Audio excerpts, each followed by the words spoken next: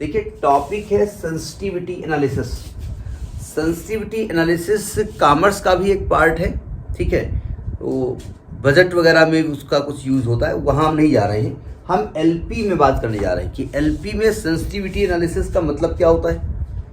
इसको post optimality analysis भी कहा जाता है। अब पोस्ट ऑप्टिमलिटी क्यों कहते हैं बाद में बात करेंगे। देखिए हम जानते हैं कोई LP maximum Z is equal to C X और A X is less or equal to B ऐसे गिवन है ना। तो यहाँ तीन चीजें हैं। एक तो सी गिवन है, सी को क्या कहते हैं, इसको प्राइस वेक्टर कहते हैं या coefficient of CJ in the optimal function कहते हैं। इसको हम प्राइस वेक्टर भी कहते हैं, भाई यही तो प्राइस होता है जो वैल्यू रखते हो आप, प्राइस वेक्टर भी कहते हैं। या इसको हम कहते हैं coefficient of CJ in objective function भी कहते हैं, coefficient of CJ in objective function. Objective function हम आपको गारंटी लेते हैं कि आपको बहुत आसानी समझ में आ जाएगा, क्योंकि 70% तो पार्ट आपका सिंप्लेक्स का ही है, 30% है जो समझ में नहीं आता है, ठीक है। और जो इधर बी लिया है ना, बी को एक तो कहा जाता है कहीं पर रिक्वायरमेंट वेक्टर या राइट हैंड साइड ऑफ, ये कह दो right hand side of constants, ठीक। और ये जो ए है ना, इसको मैट्रिक्स फॉर्म में लिखोगे ना, तो मैट्रिक्स को कैसे लिखा जाता है, ए आई जे। इसको क्या कहा जाता है, coefficient matrix, coefficient matrix A, यही कहते हैं ना, क्यों। तो अब सेंसिटिविटी एनालिसिस कहती क्या है ये कहती है, देखो भैया आपने जब इस एलपी को सॉल्व किया तो आपने इसमें एक ऑप्टिमल टेस्ट किया था, ऑप्टिमलिटी टेस्ट किया ना। ऑप्टिमलिटी टेस्ट करने के बाद आपने x की वैल्यू निकाली, x1 x2 ऐसे कुछ x1 की वैल्यू निकाली, कुछ x2 की वैल्यू निकाली और आपने मैक्सिमम z निकाला, है ना।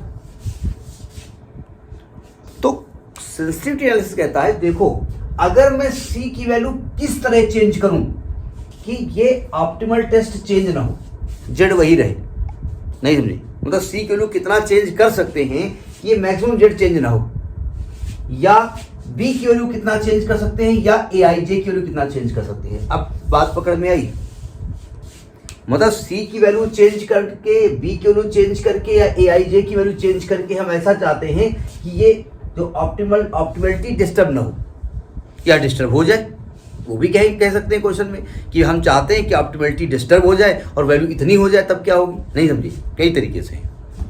तो पहले हम कंसेप्ट करेंगे कि ऑप्टिमलिटी डिस्टर्ब ना हो, तो आज हम केवल चेंज करेंगे सी की वैल्यू में, नहीं समझे, फिर चेंज करेंगे एक क्लास में बी की वैल्यू में, फिर चेंज करेंगे ए आई जे की वैल्यू में। और कैसे इसको निकालते हैं जरा समझने की कोशिश करो, टफ नहीं है।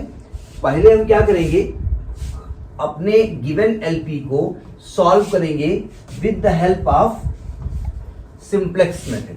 अब वो सिंप्लेक्स मेथड लगे, उसमें बिगेम मेथड लगे, उसमें रिवाइज सिंप्लेक्स लगे, वो तो आप पर डिपेंड करता है क्वेश्चन कैसा है। समझ में बात आई नहीं आई, ठीक है। कुछ और चीजें हैं कि इसमें ये this does not belong to CB, और समझ में नहीं आएगा भी, इसलिए हम क्वेश्चन की बात करेंगे तभी हम बात करेंगे। आपको हमने क्वेश्चन भेज रखा है ना, क्वेश्चन वही हम डिस्कस करने जा रहे हैं। और ज़्यादातर केसेस में एक क्वेश्चन ही बताया जाता है, बहुत टीचर यही क्वेश्चन बताते हैं, that's a very important question. इसमें कहा गया द लीनियर एलपी ऐसी गिवन है, देखो क्वेश्चन क्या गिवन है, क्वेश्चन गिवन है maximum z is equal to 3x1 plus 5x2, 3x1 plus 5x2 subject to constants given है 3x1 plus x2 is less or equal to 1, x1 plus x2 is less or equal to 1, 2x1 plus 3x2 is less or equal to 2, 2x1 plus 3x2 is less or equal to 1 and x1 x2 is greater or equal to 0 and x1 x2 is greater or equal to 0। फिर कहता है obtain the variation in C। जरा question को समझने की कोशिश करो, कहा गया है आप निकालो वेरिएशन इन C और C CJ और जे की वैल्यू क्या बता रहे हैं 1 2, यानी कि C1 में और C2 में वेरिएशन निकालो are the permitted without changing the optimal solution. मतलब इस प्रकार से चेंज करो कि ऑप्टिमल सोल्यूशन में चेंज ना हो। Have you got the question? तो पहले तो आप ऑप्टिमल, अब देखिए पहले ऑप्टिमल टेस्ट कर लिया, ठीक है, फिर आपने उसको चेंज किया तो उसको कहते हैं पोस्ट ऑप्टिमलिटी टेस्ट। एक पोस्ट पेड होता है ना, बाद में जो पे किया जाता है, कि बाद में हम उसको ऑप्टिमल टेस्ट करेंगे, ठीक है। तो इसका तरीका जरा समझिएगा। इसका तरीका सबसे पहला तो ये है कि इसको आप सिंप्लेक्स मेथड से x1 x2 का मान निकाल दो और ऑप्टिमल टेस्ट निकाल लो, ठीक है। अब फिर देखिए क्या करेंगे, changing the given LP in the standard form and changing inequality into equality, ठीक है। तो ये क्या हो जाएगा, max z is equal to 3x1 plus 5x2 और सब्जेक्ट टू कॉन्स्टेंट्स क्या होंगे, x1 प्लस x2, ये लेस आर इक्वल टू 1 है तो you have to add slack और surplus slack plus x3 is equal to 1 और ये हो जाएगा 2x1 plus 3x2 plus 0x3 plus x4 is equal to 1। यहाँ पर 0x4 होगा, यहाँ पर 0x3 होगा प्लस 0x4 होगा। समझ में नहीं आई? ठीक है, इसको हम ऊपर नोट कर लेते हैं क्योंकि जगह हमको चाहिए थोड़ी सी, इसलिए हम ऊपर इसको नोट कर लेते हैं। हमारा एम है सेंसिटिविटी एनालिसिस बताने का, इसलिए हम सिंप्लेक्स को बहुत गहराई तक नहीं ले जाएंगे, बताएंगे सब कुछ, लेकिन एग्जाम में आपको सब कुछ करना पड़ेगा। ऐसा नहीं कि उसमें आपने बहुत गहराई तक ले जाएंगे। देखिए क्या था, जो रवि कर दिया हमने, हाँ नहीं है, मैक्सिमम रेट क्या आया है 3x1 plus 5x2 plus 0x3 plus 0x4 और सब्जेक्ट टू कॉन्स्टेंट्स इसी के सामने लिखे दे रहे हैं, x1 plus x2 plus x3 plus 0x4 is equal to 1 and 2x1 plus 3x2 plus 0x3 plus x4 is equal to 1। ठीक है, अब क्या करेंगे, तुम बताते जाओ, हम देखते जा रहे हैं। इनिशियल बेसिक फेसिबल सोल्यूशन ये निकालते हैं ना, पहले निकालते हैं इनिशियल बेसिक फेसिबल सोल्यूशन। क्या करते हैं इसमें, जो आपके स्लैक वेरिएबल हैं या जिनकी वजह से आइडेंटिटी मैट्रिक्स बन रही है उनको छोड़ के सबको जीरो कर देते हैं। यानी x1 is equal to x2 is equal to 0, तो x3 का मान आ गया 1, x4 का मान 1 आ गया। यानी कि ये आपका जो IBFS है, इनिशियल बेसिक फिजिकल सॉल्यूशन, जिसको कि XB से लिखते हैं ना, 1 1 आ गया। समझ में आ गई बात? अब क्या करेंगे, अब आप फर्स्ट सिंप्लेक्स टेबल ले बनाइए। इसमें फर्स्ट सिंप्लेक्स टेबल, इसको रब कर दे। हम वहाँ पर जगह की कमी है इसलिए हम रब भी करते जा रहे हैं साथ साथ, आप नोट करते रहो। First simplex table, first simplex table, B CB XB Y1 Y2 Y3 Y4, वो x1 x2 कुछ भी लिखो, B CB XB Y1 लिखे दे रहे, कोई दिक्कत है, Y4, यहाँ पर CJ क्या लिखते हैं, मैक्सिमम जेड में वो Y1 Y2 आपका x1 x2 एक तरीके से, उसके जो कोफिशिएंट हैं यानी 3 5 0 0। यहाँ पर क्या लिखते हैं, जो बेसिस में है, बेसिस मतलब जिनको आपने आइडेंटिटी बनाने के लिए जोड़ा है, कौन से है, Y3 एंड Y4। CB में क्या लिखते हैं, जो आपका CJ के सामने है, CJ के सामने यहाँ पर है 0 0। हाँ नहीं, गलत हो भी सकता है, x1 जोड़ा है ना, मैंने x1 को y1 मान लिया है। अच्छा, कहीं कहीं पर जो जोड़े जाते हैं उन्हें बीटा 1 मानते हैं, जो जिनकी वजह से आइडेंटिटी बनती है, और नाम कुछ भी दे दो, कोई दिक्कत नहीं है, ठीक है। अच्छा, xb क्या होता है, नहीं y3 y4 कहाँ जीरो डिक्लेयर किए थे, x1 x2 किए थे ना, यहाँ तो हम आइडेंटिटी वाले लिख रहे हैं ना। xb भी क्या लिखते हैं, xb अभी क्या निकल के आया है आपका, 1 1 निकल के आया है ना, 1 1 निकल के आया है, x1 के साथ क्या आ रहा है 1 2 निकल के आ रहा है, x2 के साथ क्या आ रहा है 1 3 निकल के आ रहा है, ये 1 0 निकल के आ रहा है, ये 0 1 निकल के आ रहा है। ठीक है, अब बताइए क्या करते हैं, डेल्टा जे निकालते हैं। डेल्टा जे यहां से शुरू करेंगे, सिंप्लेक्स याद होना चाहिए और देखिए ये मेमोरी में होने चाहिए पूरे। ठीक है, डेल्टा जे का फॉर्मूला क्या होता है सी जे माइनस सी बी वाई जे। तो जब डेल्टा 1 निकालेंगे तो C1 तो हो जाएगा आपका 0 और माइनस C1 हो जाएगा 3, क्या बता रहा हूं, और CB/1 this 0 into 1 plus 0 into 2 यानी 0 यानी ये 3 आएगा। ठीक है, फिर डेल्टा 2 निकालेंगे तो मैं कह सकता हूँ 5 आएगा, 0 आएगा, 0 आएगा। ठीक है, चूंकि पीछे आप कर चुके हैं इसलिए बहुत अंदर यहाँ तक नहीं जाएंगे। तो फिर क्या लिखेंगे, as delta j is not less or equal to 0 so solution is not optimal. Solution is not optimal, solution optimal नहीं है। अब क्या करेंगे, इनकमिंग वेक्टर क्या करते हैं, जो डेल्टा सबसे मैक्सिमम होता है, कौन मैक्सिमम है y2, तो y2 इज इनकमिंग। फिर क्या करेंगे, मिनिमम रेशियो निकालेंगे। हम बहुत डिटेल में हम नहीं इसमें बता रहे हैं, डिटेल में बता रहे हैं लेकिन थोड़ा हल्का फुल्का छोड़ दे रहे हैं। मिनिमम रेशियो निकालेंगे, मिनिमम रेशियो किसका, xb/y2 when y2 is greater than 0। तो यानी कि 1/1 यानी कि 1 आएगा और 1/3 यानी कि 1/3 आएगा। ये मिनिमम हो गया। तो y4 हो गया आउटगोइंग वेक्टर और दोनों का इंटरसेक्शन जो पॉइंट है वो 3 है, ये की एलिमेंट हो गया। पहुंच गए यहां तक। अब क्या करेंगे, इस की एलिमेंट को 1 बनाएंगे। जो काम इसके साथ करेंगे वो पूरी रो के साथ करना है। इसको 3 से डिवाइड करो, ये 1 आ गया, ये 0 आ गया, ये 1/3 आ गया, ये 2/3 आ गया, ये 1/3 आ गया। ठीक है, इसको नहीं टच करते हैं। फिर क्या करेंगे, देखो इसको ऐसे ही माइनस कर दें, इसमें 0 लाने के लिए 1 - 1, इस 1 में इस 1 को माइनस कर दें तो 0 आएगा। इस 1 में इसको 0 को माइनस कर दें तो 1 आएगा। इस 0 में से 1/3 माइनस कर दें तो -1/3 आएगा। इस 1 में से 2/3 माइनस कर दें तो 1 में से 2/3 करोगे कितना आएगा, 1/3 आएगा।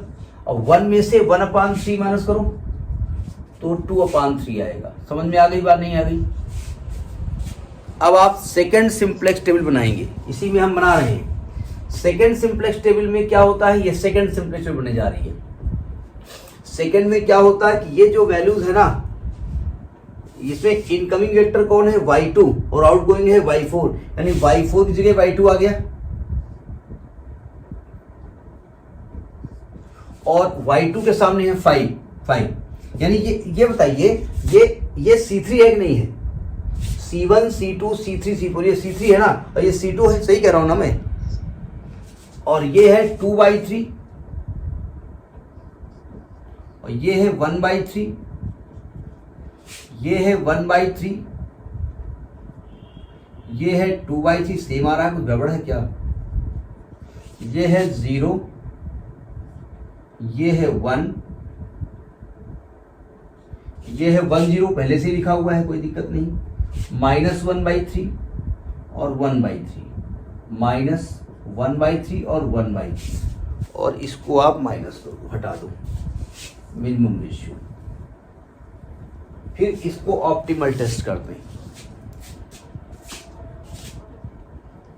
डेल्टा जे निकालते हैं। थोड़ा गंदा है, देख लेना क्योंकि कहीं रब हो नहीं हो पाया, कहीं की बना हुआ है।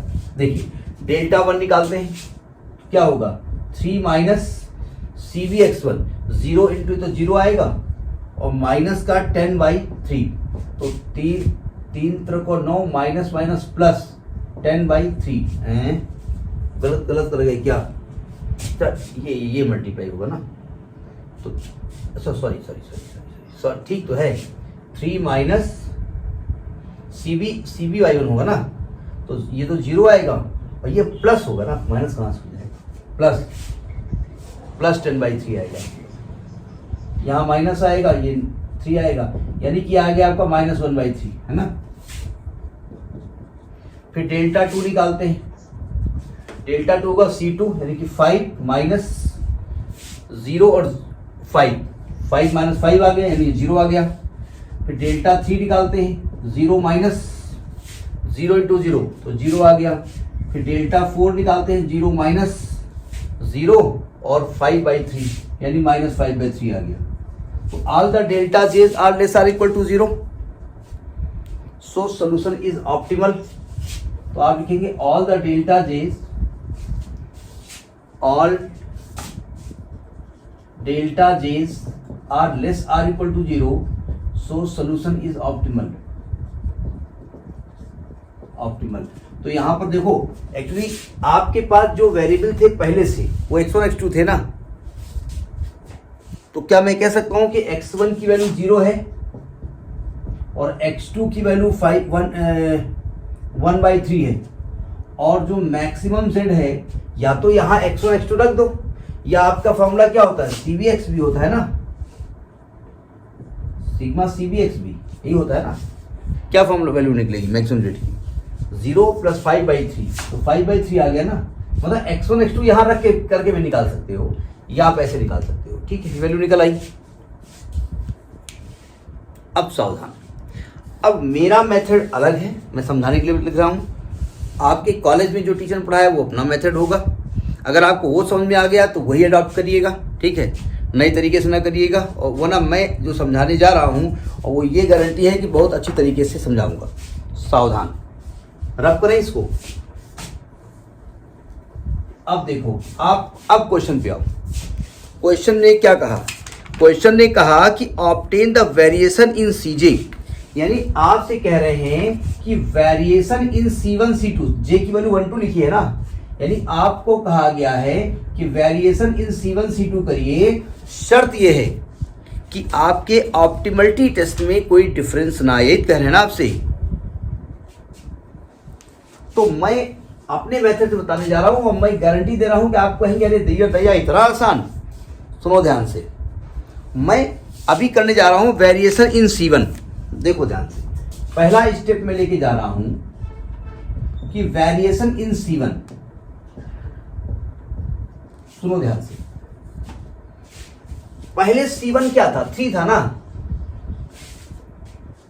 पहले C1 क्या था, 3 था ना, क्यों? तो मैंने कहा भाई new value of C1 is C1 dash, चलेगा। New value of C1 is C1 ही मान लो, चलो C1 ही मान लो, न्यू वैल्यू C1 है।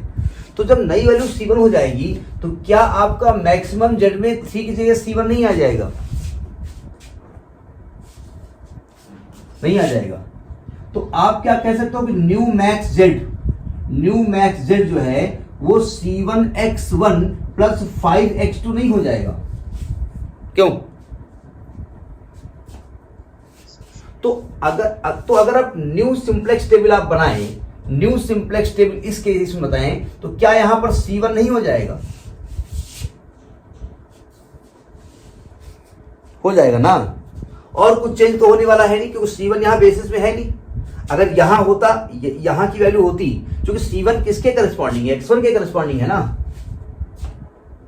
यानी कि यहां पर जो C1 है ना वो does not belongs to CB है कि नहीं है, यहां बिलोंग नहीं कर रहा है।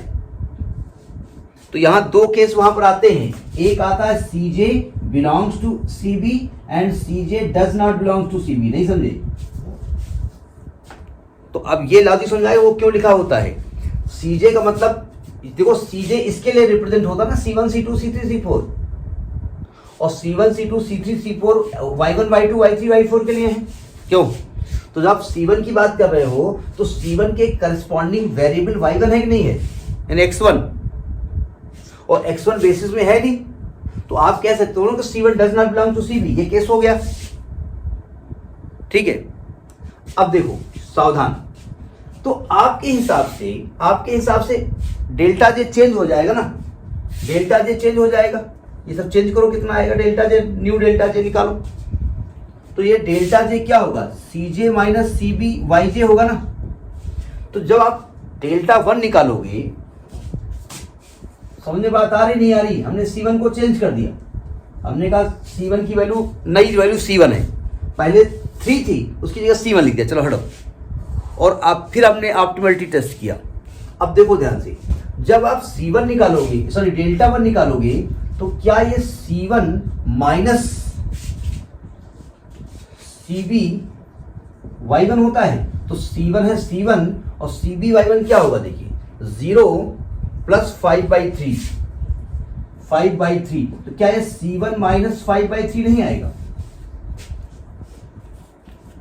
एक मिनट, सॉरी 10/3, 10/3 क्या ये सर बता रहे, 10/3 है ना? तो ये आएगा C1 माइनस 10/3, सही करो मैं। और डेल्टा 2 क्या निकलेगा? C2 माइनस CB/2, तो C2 बोले तो 5 माइनस CB/2, देखो जरा 0 प्लस 5, यानी ये भी 5 आएगा, तो ये 0 आएगा। डेल्टा 3 करेंगे तो C3 हो गया 0 माइनस CB/3, 0 0, यानी यहां भी 0 आएगा, तो ये 0 आ गया। और डेल्टा 4 निकालेंगे तो आएगा 0 माइनस, ये आएगा माइनस ये 5/3, यानी कि माइनस 5/3 आएगा, नहीं आएगा? आएगा ना? आपसे कह क्या रहे हैं कि सॉल्यूशन की ऑप्टिमलिटी पे कोई फर्क नहीं पड़ रहा है, ये कह रहे हैं आपसे ना। आपसे उन्होंने क्या कहा कि भैया C1 को चेंज तो करो, लेकिन एक शर्त आपके सामने है कि सॉल्यूशन की ऑप्टिमलिटी पे कोई चेंज ना हो। तो आप लिखेंगे एज सॉल्यूशन इज ऑप्टिमल, ये पहले से दिया हुआ है, उन्होंने कहा चेंज नहीं होना चाहिए। तो इसका मतलब मैं कह सकता हूं कि ये चीज negative less or equal to 0 होनी चाहिए। सब मतलब ये हुआ कि C1 minus 10/3 should be less or equal to 0, सही कह रहा हूं मैं? यानी C1 should be less or equal to 10/3, यानी C1 की वैल्यू होनी चाहिए माइनस इंफिनिटी से लेकर के 10/3। ये ओपन इंटरवल या close interval? Have you got this thing और नॉट? क्या ये टफ है?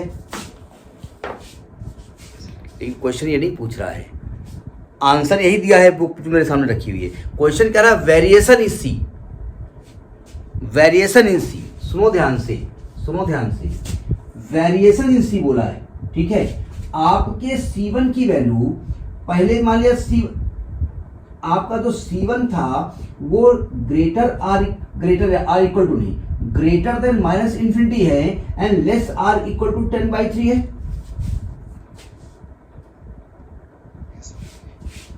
पहले C1 कितना था? पहले C1 कितना था? 3 था ना? तो अभी तो नया C1 आपने लिया ना, ये तो नई वैल्यू ली है ना। तो क्या मैं कह सकता हूं ये 3 प्लस डेल्टा C है? कुछ चेंज हुआ, वो पॉजिटिव हुआ निगेटिव हुआ बात की बात है। तो ये चीज ग्रेटर आर इक्वल टू नहीं, greater than minus infinity and less or equal to 10/3 है, सही कहा मैंने? अब डेल्टा C1 लाने के लिए 3 सब में माइनस कर दो, तो minus infinity minus 3 less than delta C1 less or equal to 10/3 minus 3। तो क्या मैं कह सकता, अगर क्योंकि minus infinity minus 3 minus infinity होगा, delta C1 is less than minus infinity is less or equal to 1/3 कह सकता हूं। तो वेरिएशन कितना हुआ है? माइनस इंफिनिटी से लेकर के 1/3 का। सो वेरिएशन इन C1 है आपका ओपन इंटरवल माइनस इंफिनिटी से close interval 1/3। Have you got it और नॉट? कैसी कही? गलत तो नहीं कही? तो ये तरीका ठीक है ना? अच्छा, अब आपसे ये भी कहा C2 में कितना वेरिएशन करें, ये आपसे कहा। तो सेकेंड केस लेके चलते हैं। सेकेंड केस देखो, कॉलेज में देखना कैसे बताया गया। हमने ये बताया कि आपको कहीं दिमाग देने लगाना है। अब सेकेंड केस लेके चल रहे हैं, कि वेरिएशन इन C2। अब देखो क्या C2 यहां पर है, Y2 के करस्पॉन्डिंग है, यानी C2 जो कि बिलोंग करता है CV में, यानी C2 CV में है। क्योंकि दो केसेस है ना, कि उस CV में है कि नहीं है, तो CV में है ये बताया उन्होंने। तो मैं मान लेता हूं कि मेरे हिसाब से C2 की जगह पहले क्या था, यहां पर 5 था ना, तो 5 जगह C2 लिख दें। तो आप लिखेंगे न्यू मैक्स जेड जो हमारा बनेगा भाई आप कह रहे हो C2 चेंज कर दिया, तो C2 चेंज कर दिया तो जब आप x2 के साथ 5 की जगह C2 कर दोगे तो मैक्स जेड कुछ चेंज तो हो जाएगा ना। तो हमने कहा नया मैक्स जेड जो आएगा वो आएगा 3x1 प्लस C2x2, सही कहा मैंने।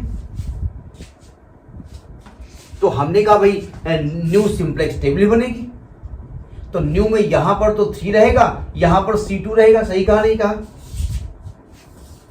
अतः यहां C2 होगा तो यहां तो C2 हो जाएगा। अब आप यहां पर डेल्टा जे निकालो, कि कॉलेज में पढ़ा दिया क्या सेंसिटिविटी,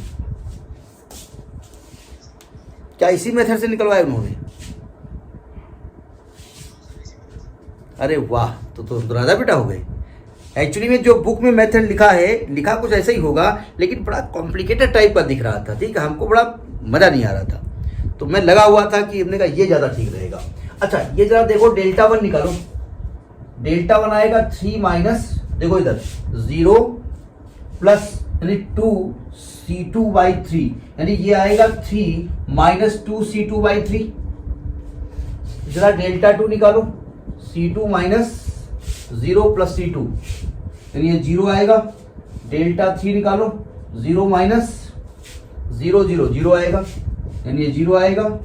डेल्टा 4 निकालो, 0 माइनस ये आएगा C2/3, यानी माइनस C2/3। आपसे कह ये रहा है कि सोल्यूशन इज ऑप्टिमल, यही कहा ना उन्होंने, यानी आप बाद में ऑप्टिमलिटी टेस्ट कर रहे हैं, इसलिए इसको पोस्ट ऑप्टिमलिटी टेस्ट कहा जाता है हर केस में। तो आप लिखेंगे as solution is optimal, is optimal. So देखो ये तो ग्रेट 0 है, 0 है, 0 है, निगेटिव है, तो ये लेस आर इक्वल टू होना चाहिए ना।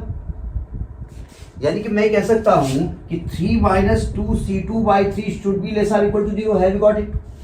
And 3 is less or equal to 2C2/3, 9/2 is less or equal to C2, यानी C2 should be greater or equal to 9/2। Greater or equal to 9/2 मतलब कहां से कहां तक होना चाहिए? ग्रेटर आर इक्वल टू 9/2 मतलब कहां से कहां तक होना चाहिए? 9/2 से लेकर के इन्फिनिटी तक, यानी इसको लिख सकते हो C2 is greater or equal to 9/2 and less than infinity होगा ना। तो C2 की जो वैल्यू आएगी वो आएगी close belongs to close interval 9/2 open interval infinity, have you got it?